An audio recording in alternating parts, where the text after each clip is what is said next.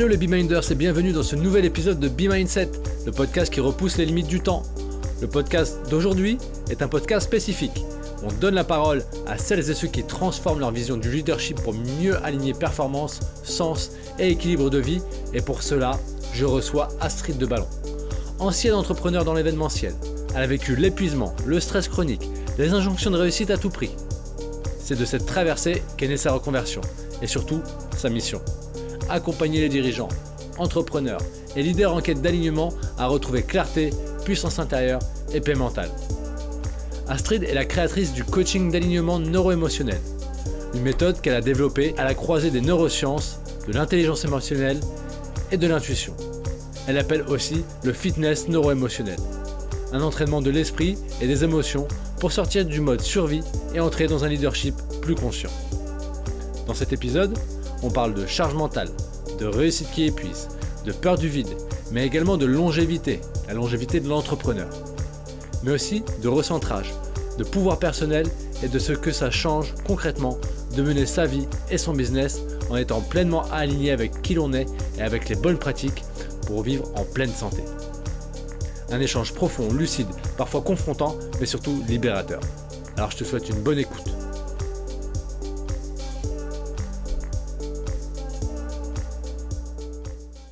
Bienvenue sur B-Mindset, le podcast où l'on explore le sujet de la longévité ou comment vivre le plus longtemps avec le plus d'énergie possible et en meilleure santé. Aujourd'hui, on va s'attaquer à un sujet crucial qui est comment concilier performance, longévité quand on est sous pression constante. Les dirigeants, les entrepreneurs, les leaders, c'est souvent des machines de travail, mais la question c'est à quel prix? Stress, manque de sommeil, charge mentale, tout ça, ça tue la longévité et on le sait. Mon invitée du jour, elle accompagne les dirigeants à retrouver sérénité et clarté mentale. Elle va nous dévoiler les stratégies les plus efficaces pour gérer le stress sans perdre en performance, mieux dormir, reprogrammer le cerveau pour avoir plus de focus, plus d'énergie et booster sa santé sans sacrifier son business. Aujourd'hui, je reçois Astrid de Ballon et c'était un vrai plaisir pour moi de t'accueillir, Astrid. Bonjour Alexandre, écoute, merci pour ton invitation. Je suis ravie d'échanger sur ces sujets qui me tiennent également à cœur et j'ai hâte de découvrir tes questions. Merci de ta présence. Je commence toujours mes podcasts par une vraie présentation de qui tu es, parce que dans l'essence même de mon podcast, c'est aussi des humains et surtout des humains. Et je suis tout oui pour connaître un petit peu d'où tu viens, ton parcours et qu'est-ce qui t'a amené à devenir celle que tu es aujourd'hui. Ok, version courte ou version longue? Allez, version intermédiaire. J'étais sûre que tu allais dire ça. Alors, qui je suis? Donc Astrid de Ballon, effectivement, coach de dirigeant et d'entrepreneur et experte en fitness neuro-émotionnel.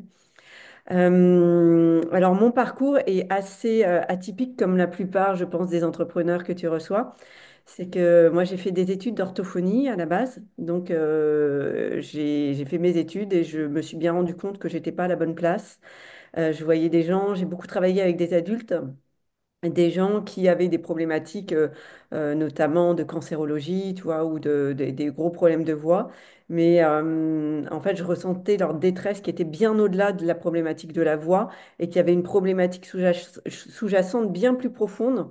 Et je me sentais complètement démunie face à ces personnes et j'avais l'impression que ce que je faisais servait à rien. Ok. Donc, j'ai dit stop. Puis en plus, j'étais incapable de gérer émotionnellement tout ce que je captais des patients.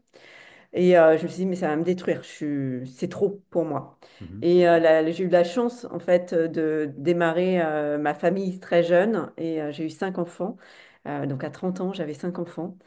Et je me suis occupée de mes enfants, donc j'étais maman au foyer. Puis à un moment donné, la crise a rattrapé un petit peu mon couple. Mon ex-mari était dirigeant.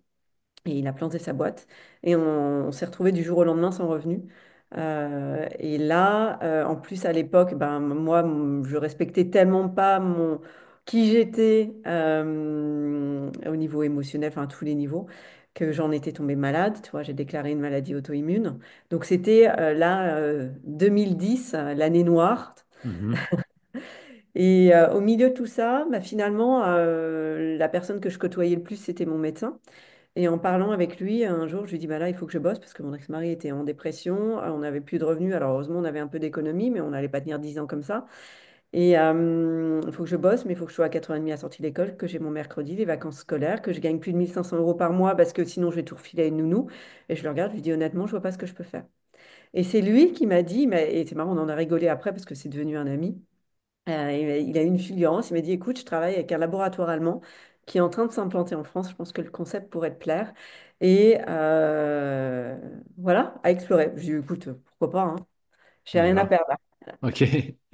Et effectivement, j'ai démarré un métier que j'avais jamais fait, un métier de vente, un métier de développement d'équipe, etc. Et ben, finalement, en 2 ans, j'ai créé ma boîte. J'ai fait partie des top dirigeants de cette entreprise jusqu'à gérer 900 personnes. Et j'ai tout appris sur l'entrepreneuriat sur le terrain et en accompagnant mes équipes.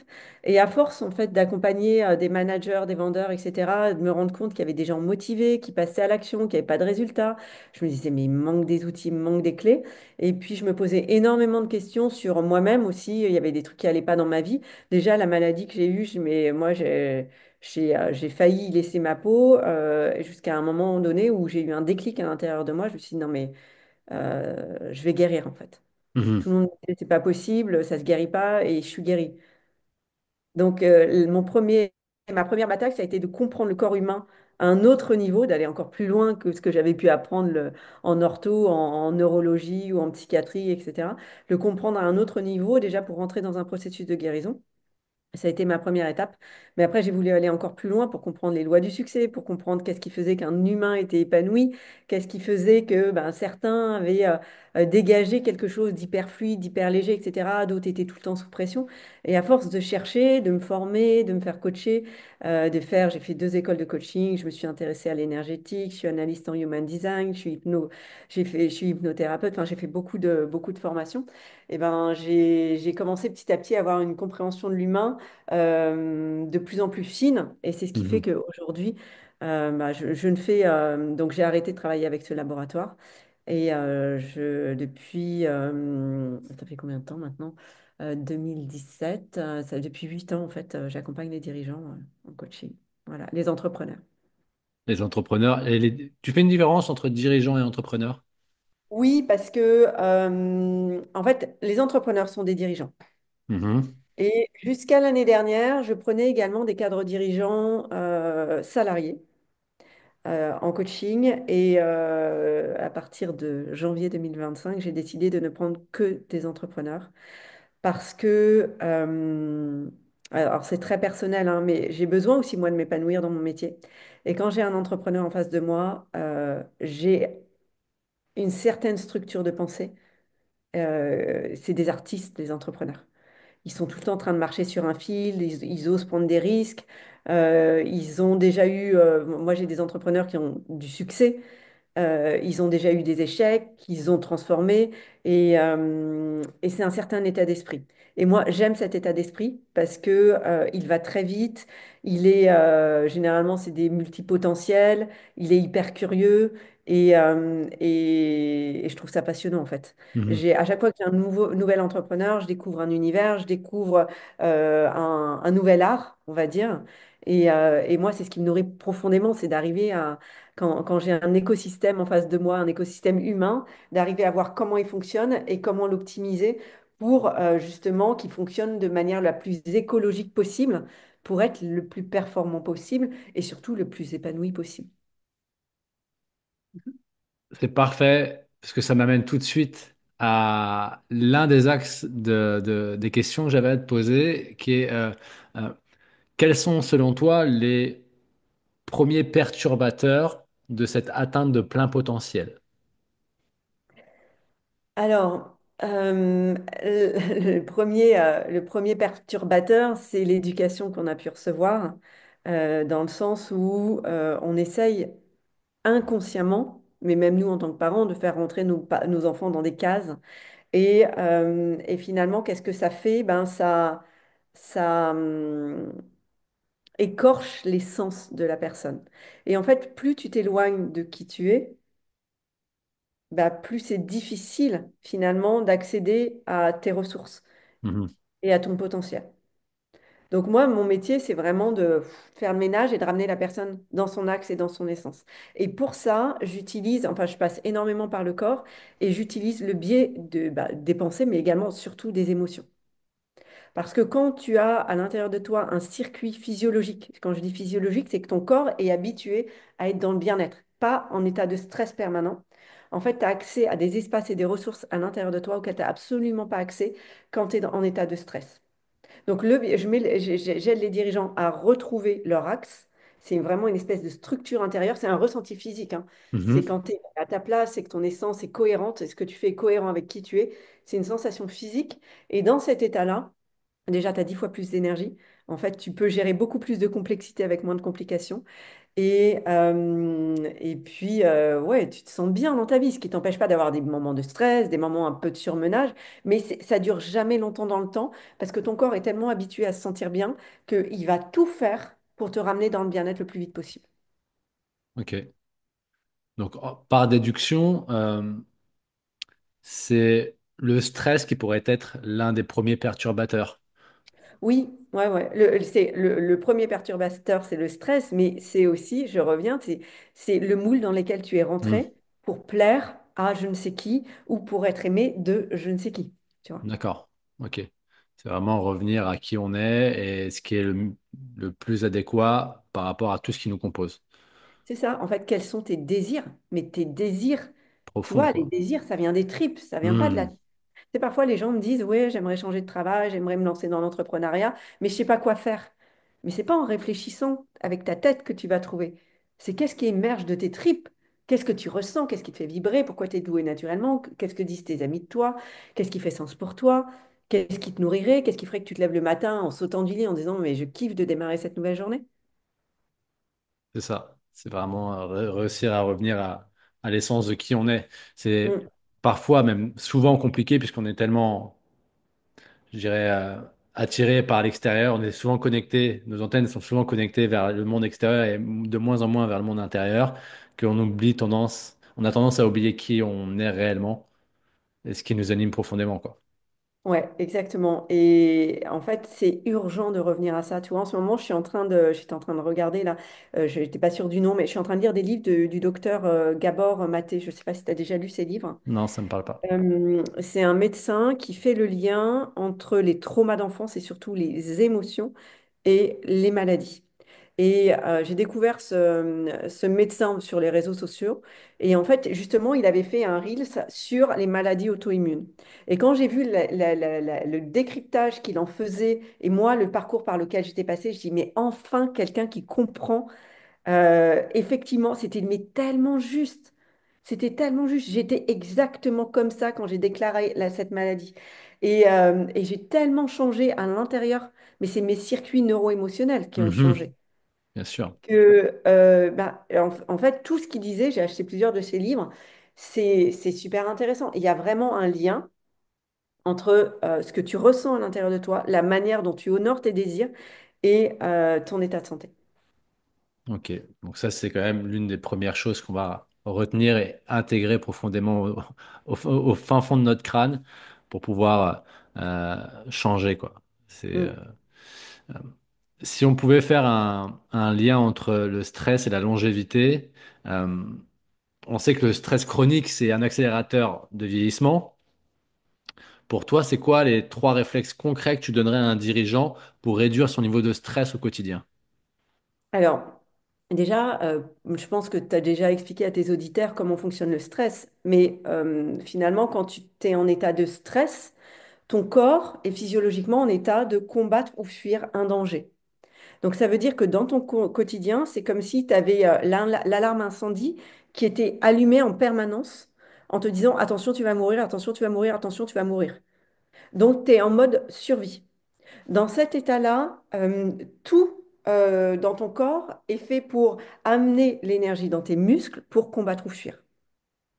Donc vas-y pour réfléchir dans cet état-là, pour être créatif dans cet état. En fait, c'est impossible. C'est impossible. Donc, la première chose, le premier conseil que je pourrais donner à un dirigeant, c'est alors, c'est bateau ce que je vais dire, mais déjà de réapprendre à respirer et de rééquilibrer son sympathique, parasympathique, tu vois, à l'intérieur de son corps. Donc, déjà, la respiration. Ça, c'est la base, c'est apprendre à respirer. Et là où je l'emmènerai, moi, je l'emmènerai en fitness neuro-émotionnel. En fait, ton corps est addict au stress. C'est comme de la drogue. Sa cam, c'est le stress. Quelqu'un qui est hyper stressé, il se dit j'ai besoin de vacances, j'ai besoin de vacances. Quand il est en vacances, il n'arrive pas à déstresser. Parce que la norme de son corps, c'est d'être stressé. Et quand il n'est pas stressé, il n'est pas bien. Parce que son corps réclame, ses cellules réclament leur cam, Mhm. tu vois. Donc, il va falloir déshabituer ton corps à ça. Et pour ça, je ne connais pas de meilleur moyen que de le muscler au bien-être, en fait.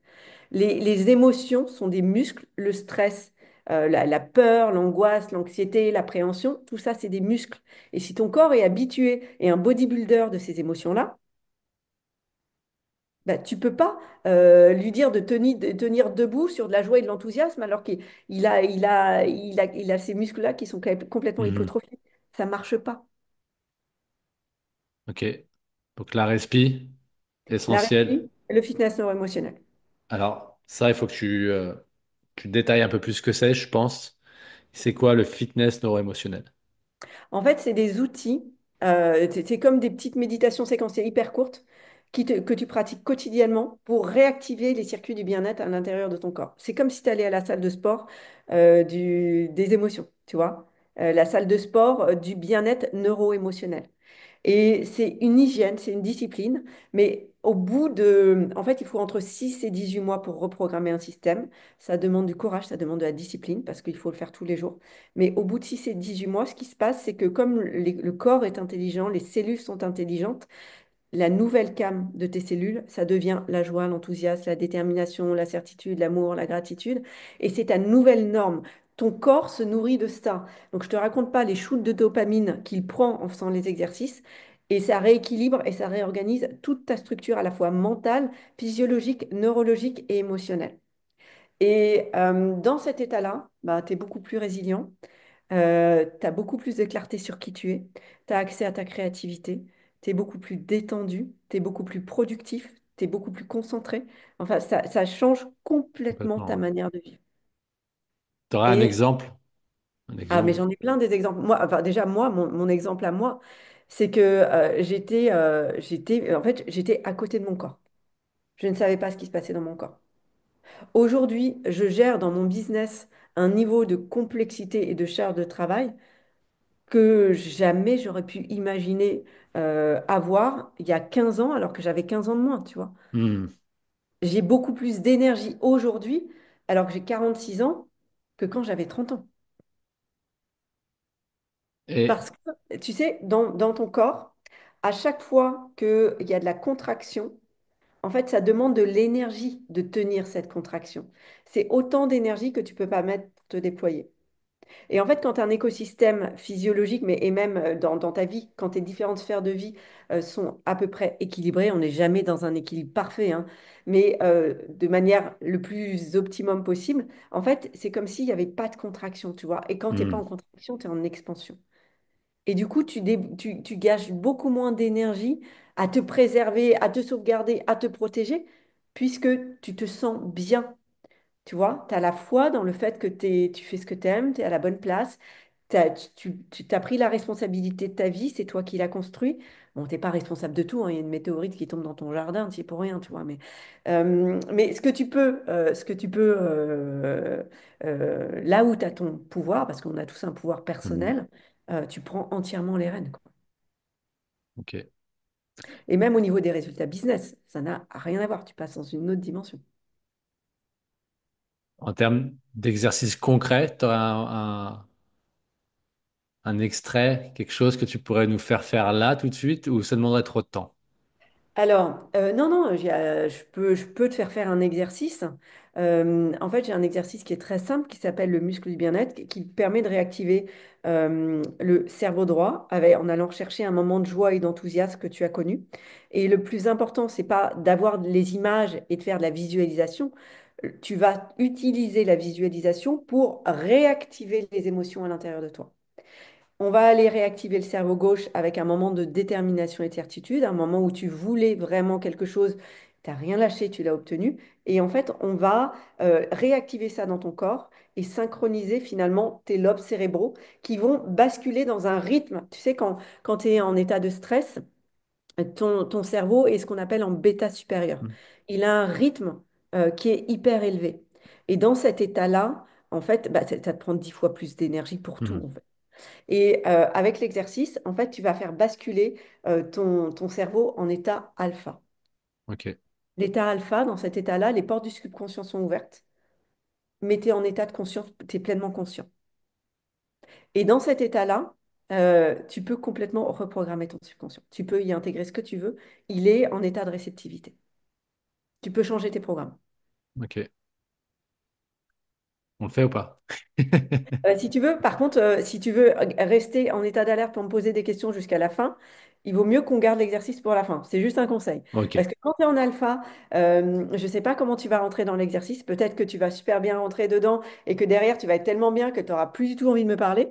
Mais il se peut aussi que tu aies du mal à rentrer dans l'exercice et derrière, tu auras peut-être des questions que tu auras plus envie de me poser peut-être en off que pendant l'interview. ok. Non, alors, on va continuer parce qu'il y a encore quelques questions quand même et quelques sujets qu'il faut qu'on aborde.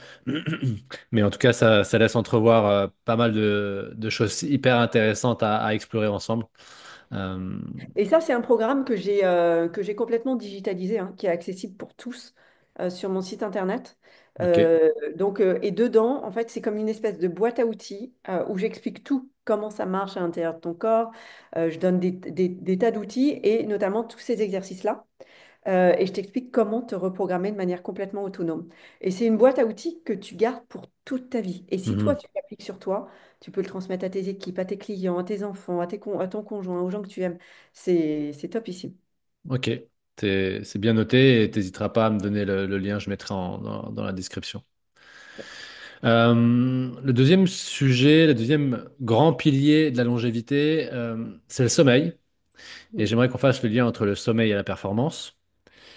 Le manque de sommeil, ça détruit la santé. On le sait qu'avec une dette de sommeil trop importante, ça réduit notre espérance de vie. J'aimerais connaître selon toi, c'est quoi l'erreur numéro une que font les dirigeants à ce sujet et comment le corriger? Bah, c'est ils tirent trop. C'est-à-dire que même quand ils ont les signaux du sommeil qui arrivent, ils continuent. Et à un moment donné, tu dérègles complètement ton horloge biologique. Tu vois? Et on est tous différents par rapport au sommeil. Tu as des gens, ils dorment 4 heures par nuit, ils ont récupéré. Tu as des gens, ils ont besoin de beaucoup plus de sommeil. Moi, j'ai besoin de 8 heures minimum par nuit. Tu vois? J'ai besoin de mes 8 heures de sommeil. Et c'est un truc hyper important. Si je respecte pas ça, mais je suis un zombie, clairement. Donc, en fait, c'est aux dirigeants de voir aussi pourquoi c'est important pour lui de prendre soin de son sommeil et quel est le prix à payer si à un moment donné, il se retrouve éclaté au sol parce que, il n'a pas, il a pas respecté ça, tu vois. Hmm. Ce qui ne veut pas dire que tu vas être parfait tout le temps, tu vois. Moi, ça m'est arrivé quand là, début janvier, j'ai eu un espèce de marathon et ça m'est arrivé de me lever à 4 heures du matin parce que j'avais pas fini de préparer ce que j'avais à préparer pour le lendemain. Par contre, je me suis couchée tôt.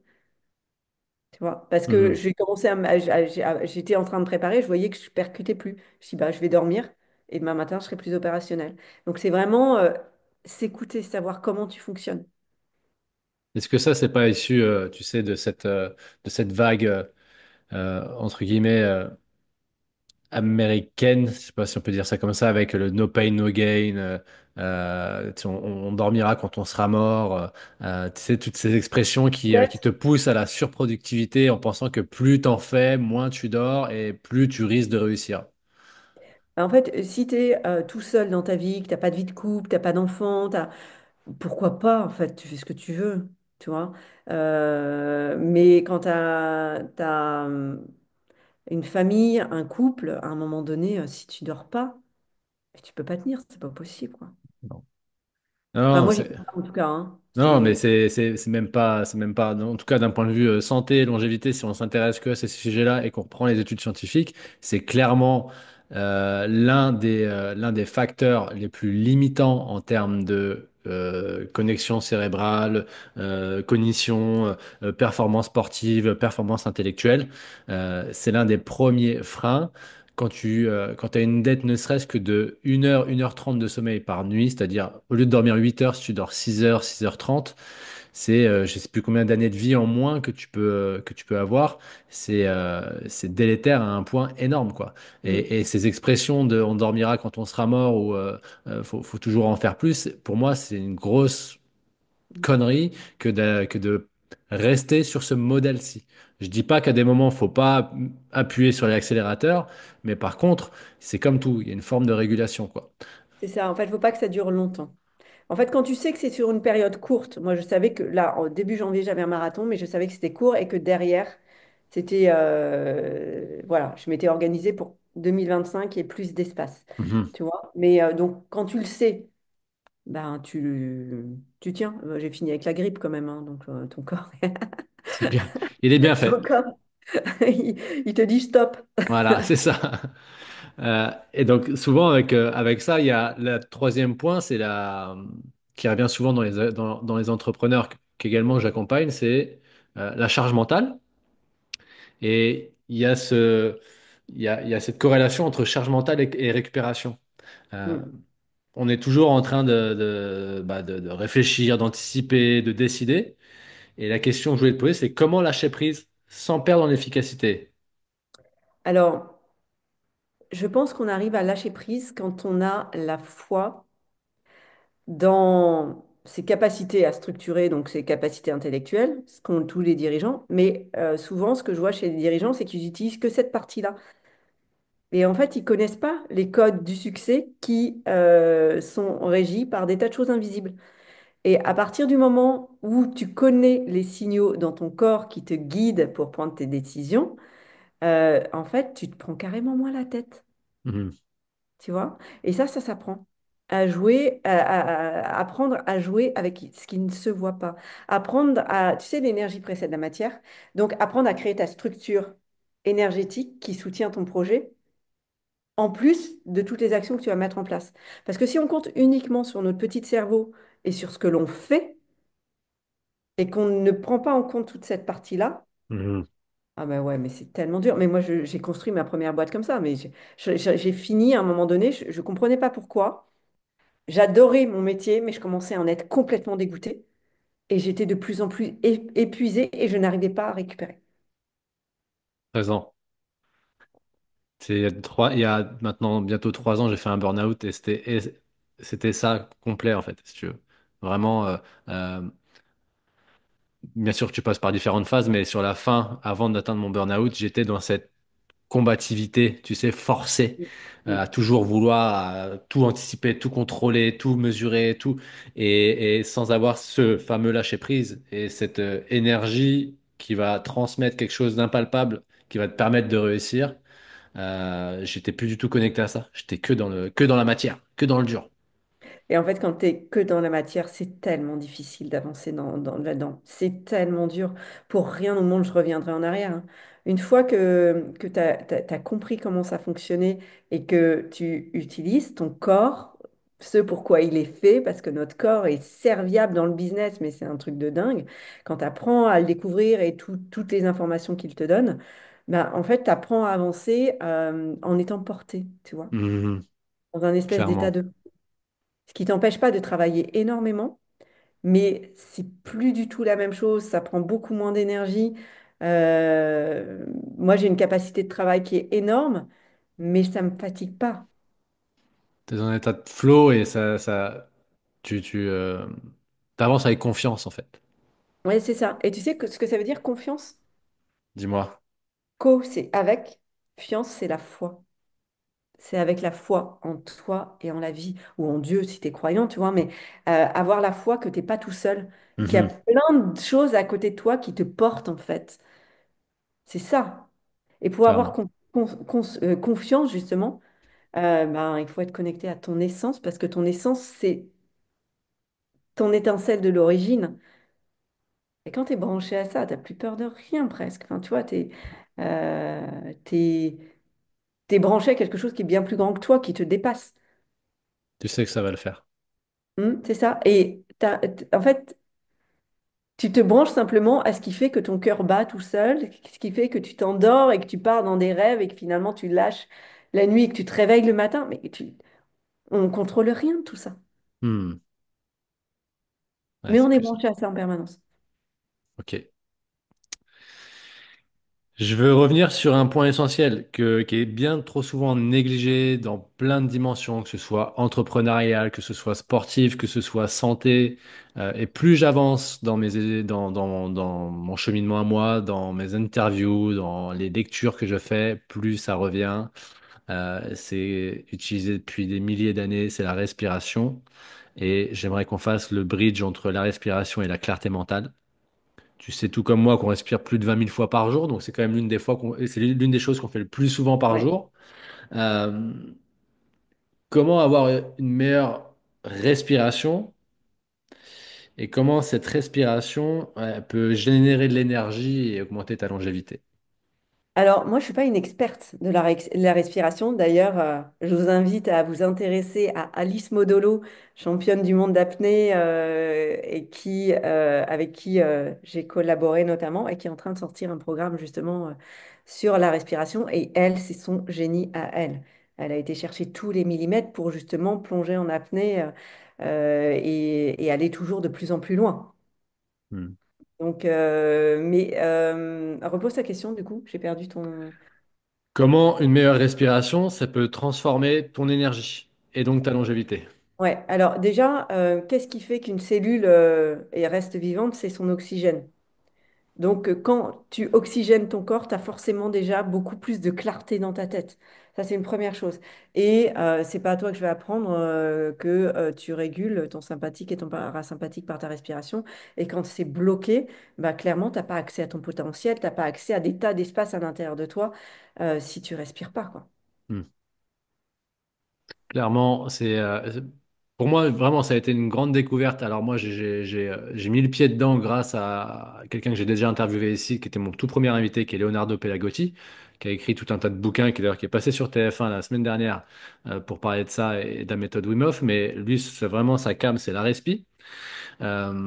Et je me suis formé à ses côtés. Et effectivement, c'est un monde entier, c'est un pan complet à découvrir si vous voulez optimiser, améliorer votre santé, vos performances et donc votre vie en tant qu'être humain.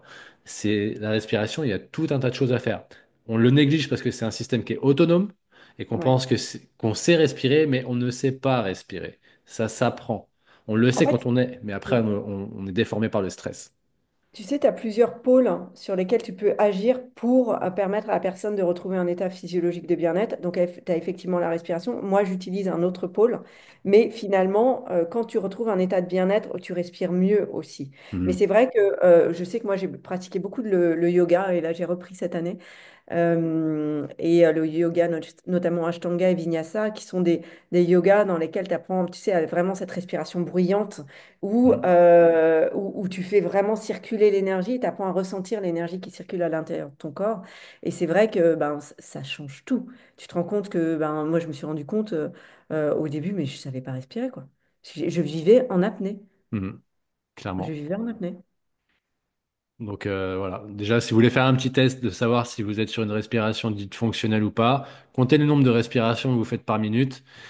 Et si vous êtes, allez, je vais être mignon, si vous êtes au-delà de 12, c'est déjà que c'est dysfonctionnel. C'est-à-dire qu'à un moment Mhm. donné, il y a quelque chose qui cloche, soit dans le volume, soit dans la rapidité, soit il y a quelque chose qui cloche et ça peut se modifier assez rapidement. Mais c'est un des tests que vous pouvez faire facilement pour pouvoir connaître si on respire à peu près correctement, même s'il y a plein d'autres Après, critères. ouais. Après, quelqu'un qui veut vraiment, qui prend conscience, qui nous écoute, qui prend conscience que bah oui, il a besoin d'apprendre à respirer, moi je recommanderais d'aller sur YouTube, de regarder une appli de cohérence cardiaque et de faire tous les jours des exercices de cohérence cardiaque. Déjà, il y a quelque chose de nouveau qui va commencer à circuler et il va commencer à reprogrammer son circuit.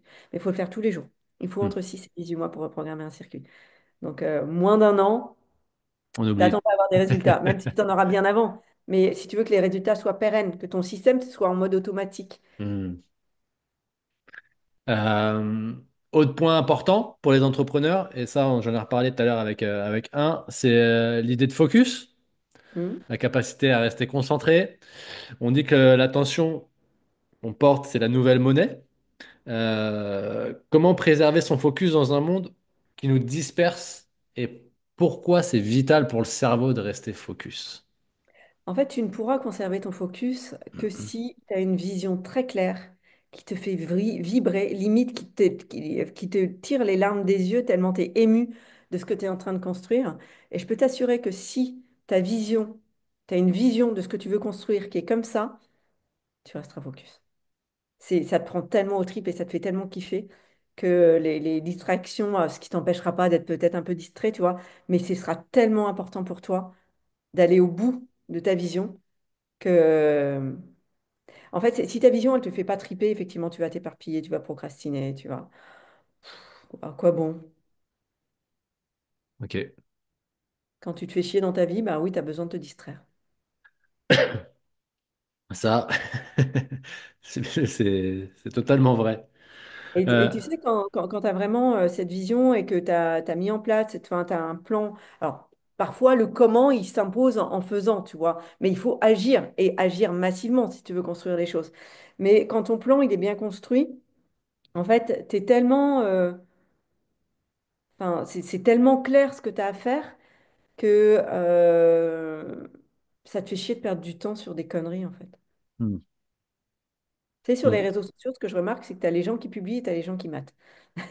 ouais, Et souvent, quand tu publies, euh, ça te saoule de passer des heures à à regarder. scroller, clairement. T'as autre chose à faire. Ça, c'est avec, pareil, avec un des invités, on avait parlé de ça. Il me disait sur Insta, c'est simple, soit t'es consommateur, soit t'es producteur. C'est Donc, ça. faut Donc, choisir son camp. après, je vais pas critiquer les réseaux sociaux parce que moi, j'ai mon business est clairement basé sur ma notoriété sur les réseaux sociaux aussi. Donc, mais tu peux paramétrer tes profils pour ne regarder que des choses qui t'inspirent et qui t'intéressent vraiment. Hmm. Et moi, je fais vraiment attention à cette hygiène-là. C'est dès que j'ai des trucs qui viennent, qui me sont pas du tout dans mes centres d'intérêt, euh, je les masque en fait, ou je suis Ok, plus. ok. Ce qui me permet d'avoir non seulement des suggestions de comptes qui sont dans mes centres d'intérêt, et du coup dans lesquels je peux m'inspirer et apprendre des choses, et suivre des personnes qui m'inspirent. Bon tips. Bon tips de bien Ouais, faire le ménage. Faire choisir le son ménage, environnement. c'est ça. Exact. C'est ton épigénétique. C'est ça. Qui tu fréquentes détermine aussi Qui tu comment es. tu vas construire ta vie, hein. Hmm, clairement. Ok. Donc sur le focus, euh, l'un des grands piliers également de ce qui m'anime la longévité, c'est la nutrition. Je ne sais pas à quel point c'est un facteur que tu abordes avec les personnes que tu suis, mais les dirigeants, souvent, ils carburent au café, on le sait. C'est marrant, Euh, j'ai tourné des Reels hier et j'ai fait justement un post sur la consommation de café. et au repas express aussi. C'est quoi pour toi les trois changements obligatoires que doivent faire les entrepreneurs d'un point de vue nutritionnel s'ils veulent révolutionner leur vitalité? Prendre un petit déjeuner salé, faire attention à leur consommation de sucre et effectivement diminuer la consommation de café. Si tu prends plus de 5 cafés par jour, déjà 5 c'est beaucoup. Et un conseil que je donne souvent à mes clients, c'est parce que parfois c'est un peu le doudou émotionnel, c'est le Hmm, café, c'est la pause, c'est de remplacer au moins la moitié de leur capsule par du déca, des capsules de déca, dans un premier temps, pour que déjà leur corps commence à se calmer avec la caféine. mhm. Et puis après, petit à petit, ben, à carrément les supprimer. Mais ouais, le sucre, le café, l'alcool, et je t'ai dit quoi? Je t'en ai dit un autre? Le petit déj salé, ouais, clairement. En fait, ton taux de sucre dans le sang va faire que tu vas faire des pics et des hauts et des bas. Alors, c'est vrai que moi, je suis pas une experte en nutrition dans le sens où, voilà, je suis pas nutritionniste ni quoi que ce soit. Par contre, c'est un sujet qui m'intéresse énormément et pour lequel j'ai expérimenté énormément de choses pour moi. Et personnellement, alors je consomme très peu de sucre. Et j'ai remarqué que quand je consommais pas de gluten, j'avais les idées 10 fois plus claires et beaucoup plus d'énergie. Donc je fais très attention à ma consommation de gluten. Ok.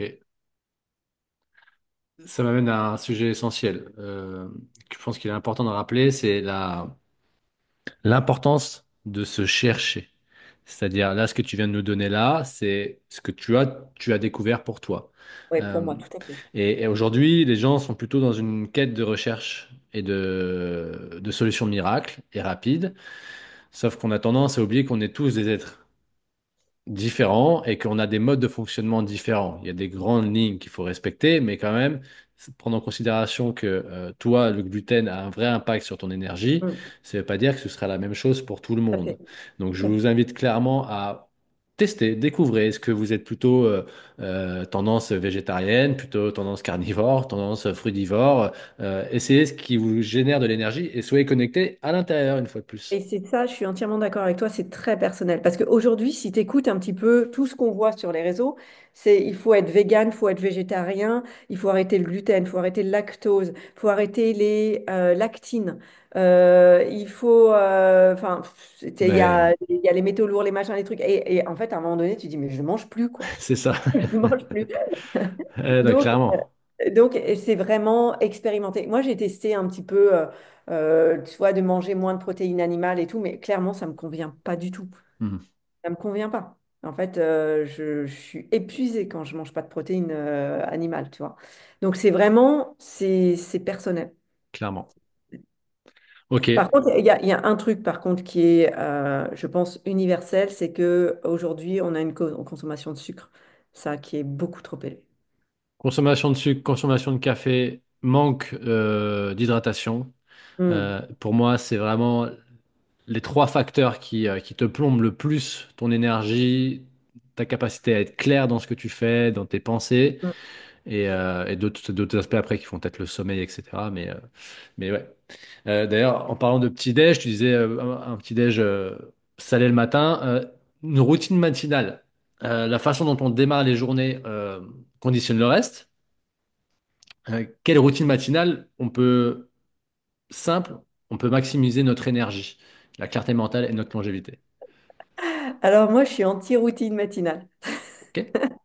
Tu vois, en fait, on a tous une manière de démarrer nos journées qui est différente et ça, je l'ai vraiment compris avec le Human Design. C'est que tu as des profils, ils posent un pied par terre le matin, ils sont rentrés dans leur journée. Tu vois, c'est comme ça. Et tu as des profils où chill, il faut y aller en douceur et tranquillement, sinon la journée, elle démarre mal. Et moi, je suis de cette team-là, tu vois. Ok. Donc, le matin, en fait, il y a deux options. Soit mon chéri m'apporte ma petite boisson chaude au lit, tu vois, et je Oh, démarre tranquille. Dans mon lit, généralement, je commence à bosser. Dans ok. mon lit, je check mes mails, j'envoie un message à mon assistante, j'ai une inspiration de poste, mais tu vois, je commence à bosser au lit. Ok. Soit je démarre comme ça, soit je démarre en prenant un bain, parce que ça me permet, pareil, de démarrer, tu vois, en douceur. Mais c'est pas figé. Ok. Puis l'été, l'hiver, j'ai pas la même manière de démarrer les journées. L'été, j'ai qu'une envie, c'est de descendre sur la terrasse au soleil, tu vois, et d'être dehors. En hiver, j'ai plus envie de rester en mode cocooning sous Ouais. la. Mm. Mais tu vois, j'ai testé il y a quelques années le Miracle Morning, mais je me suis retrouvée mais complètement explosée au bout de 2 mois et c'est tellement pas fait pour moi. Donc je suis très souple là-dessus. Après, je sais que je suis pas une feignasse, que j'ai une grosse capacité de travail et que plus je respecte mon rythme et ma manière, tu vois, de démarrer en douceur, plus dans ma journée derrière, je serai productive. Ok. Et du coup, clairement, je déteste caler des rendez-vous à 8 heures le matin. Moi, je suis opérationnelle à 10 heures. Ok. Ok. Voilà. Une fois de Donc plus, c'est vraiment, trouver votre propre routine. C'est comme pour l'alimentation, tu vois. C'est qu'est-ce qui est fluide pour toi. ouais, chercher l'optimisation de avec qui on est, quoi. Et pareil, faire du sport, tu vois. Moi, je fais du sport, mais le matin au réveil, alors. Non. Moi, je préfère faire le sport en fin de journée, terminer ma journée par le sport. Ok. Mais il y a des personnes qui préfèrent démarrer leur journée avec le sport. Ouais. Chacun son... Personnellement, je suis plus la team matin, moi, pour le sport. Ouais. Mais... Ok, bah d'ailleurs, sport, ça m'amène sur le mouvement. Donc pour moi, le sport, tu l'auras compris, c'est le pilier numéro un dans la longévité, le fait de pouvoir vivre bien longtemps, qui va avoir un impact sur tous les autres à plus grande échelle que si on faisait dans une autre hiérarchie. C'est-à-dire que le sommeil va avoir un moins grand impact sur ma santé et que le sport. Le sport, c'est le meilleur médicament de la planète. Alors, je suis d'accord et je suis pas d'accord. C'est que le sport, de manière hygiénique, c'est-à-dire c'est bon pour la santé. Par contre, le sport à outrance, à un moment donné, va mettre ton corps en état de stress permanent et créer de l'oxydation aussi, tu vois. Donc, tout est une histoire d'équilibre. C'est toujours pareil. Tout ce que tu fais avec À moins que ce excès, soit ton métier, tu vois. mais même. Mais même, ouais, d'ailleurs, même.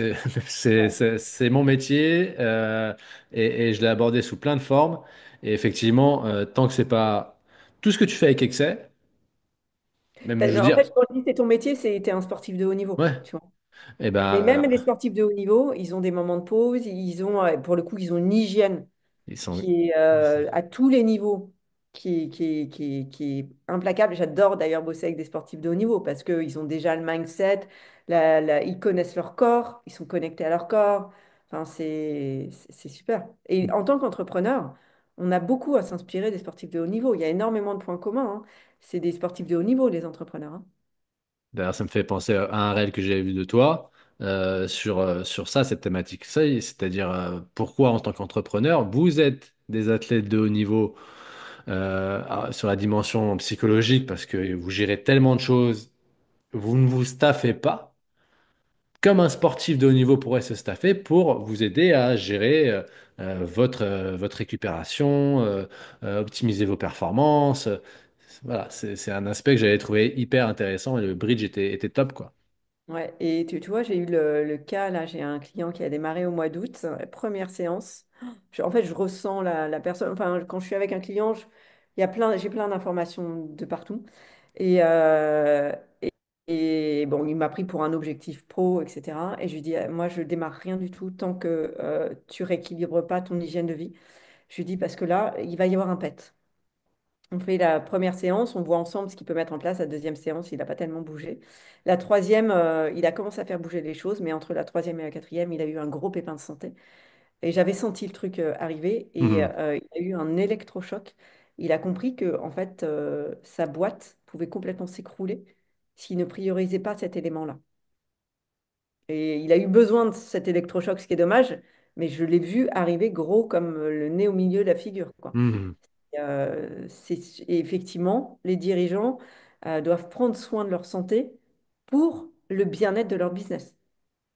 Au-delà, même si ça ne les intéresse pas pour eux, fais-le pour, si tu es passionné par ce que tu fais, fais-le pour ton chiffre d'affaires, quoi. Mhm. Tu ne peux pas performer si ton corps lâche, quoi. Et l'excuse qui revient le plus souvent, et ça j'en suis témoin, c'est j'ai pas le temps. Que- Comment tu contredirais ça, toi? Comment tu proposerais une alternative à à cette excuse de j'ai pas le temps de faire du sport? Là, ce qui me vient, c'est tu fais l'amour. Et s'il dit oui, dis ben comment tu trouves le temps, en fait? Tu vois? Si t'as pas le temps pour faire du sport, t'as pas le temps pour faire l'amour, tu vois? T'as pas de temps. Dis Ouais. donc, c'est juste une question de priorité. Tu as le temps de faire l'amour, tu as le temps de faire du sport. Et Sur- souvent, quand une personne me dit ça, quand un client me dit ça, je lui dis, OK, c'est quoi les bénéfices pour toi? C'est quoi les bénéfices pour ton business d'aller faire du sport? Et tu vois, moi, l'année dernière, il y a un an, il fallait, enfin, moi, je marche pas mal, tu vois, quand j'ai besoin de décompresser, je vais marcher. Mais c'était pas suffisant. Je me disais, là, il faut que je fasse du renforcement musculaire. J'avais testé deux, trois activités, mais j'accrochais pas trop. Et finalement, je me suis dit, ben, le seul moyen, c'est de prendre un coach personnel, un coach sportif.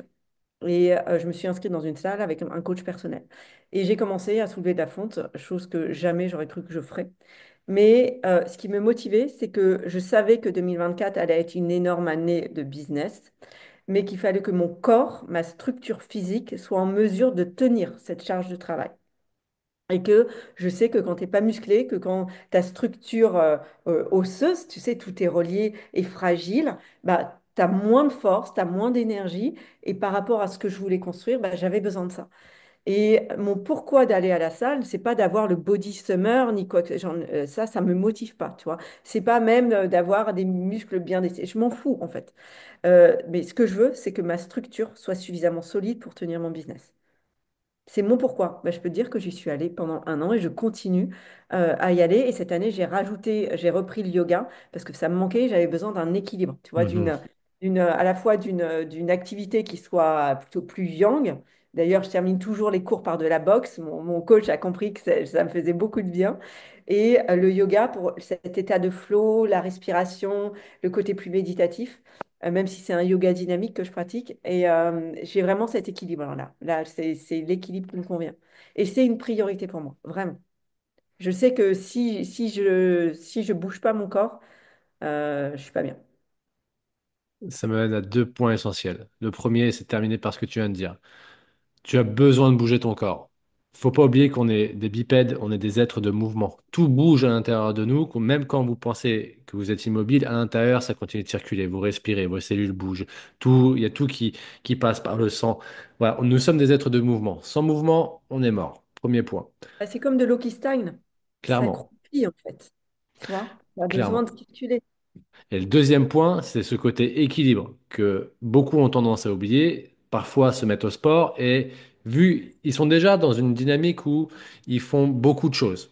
Vous gérez déjà beaucoup de points, vous êtes déjà sur la pédale de l'accélérateur. Si vous allez charger la machine encore plus en faisant votre sport de manière tout le temps, je précise bien tout le temps, de manière intensive, en mode dynamique, vous allez exploser à un moment donné. L'importance d'équilibrer, on parle de yin, de yang, on parle de frein, d'accélérateur. Trouver cet équilibre, trouver cette chose aussi, et là, moi, je me suis senti concerné parce que c'est comme ça que j'ai foncé dans le mur. Comment je peux faire pour ralentir? Comment je peux trouver ma case calme? Et à l'inverse, les personnes qui sont tendance plutôt calme, comment je peux commencer à me dynamiser un petit peu? Mm. Voilà. Euh, la dernière question que j'aimerais te poser, ça parle de l'ego. Qui est un gros sujet. Il y a beaucoup de dirigeants qui s'épuisent en voulant tout contrôler. C'est quoi le rôle de l'ego dans le vieillissement, à ton avis, dans ce vieillissement prématuré qu'on peut avoir, ou dans cette usure prématurée? Quelle place ça prend? L'ego, en fait, c'est une facette sombre de toi. Et tant que tu l'as pas apprivoisé, tu peux pas exprimer la facette lumineuse qui est équivalente de l'autre côté. Et souvent, on sort notre ego quand on a peur, tu vois. Et le meilleur antidote à la peur, c'est l'amour. Donc, si tu veux vieillir bien, aime profondément et nourris l'amour. Amen. Ah, c'est beau. Non, c'est vrai, c'est... Mais je le Ok, crois profondément. ok. Merci Astrid. Bah, avec plaisir. C'était hyper intéressant. J'aurais encore tout un tas de questions à te poser. Malheureusement, le temps nous est compté. Euh, Il y a quand même un dernier point que je veux qu'on soulève avant de te dire au revoir. C'est pour toi la règle d'or de la longévité d'un entrepreneur, c'est quoi? C'est de trouver son état de flow. Ok. C'est de trouver cet espace où il peut performer avec fluidité et bien-être. On mémorise, on retient, on enregistre. Encore merci Astrid. Je Bah, merci te Alexandre. C'est un plaisir. également. Et puis je sais pas où tu es maintenant. Moi, je suis en Provence, Ok. euh, dans le sud, tu vois, mais je bouge pas mal. Même si je refuse beaucoup de sollicitations cette année parce que j'ai besoin d'espace. Je voudrais sortir un livre. Et puis, j'ai pas mal de projets en cours et j'ai envie d'avoir de l'espace pour mes projets. Donc, je dis beaucoup non. C'est Ok. ça aussi, ça, c'est important. Apprendre à dire non pour savoir ce qui est prioritaire pour toi de ce qui ne l'est pas. Eh ben, c'est une raison de plus pour moi pour te dire merci du temps que tu nous as accordé. Et puis à l'occasion, on se voit quand tu veux. Bah écoute, si tu passes en Provence, on passe me faire un petit coucou. Avec grand plaisir. Merci Astrid. Bon, merci à toi. À bientôt. Salut.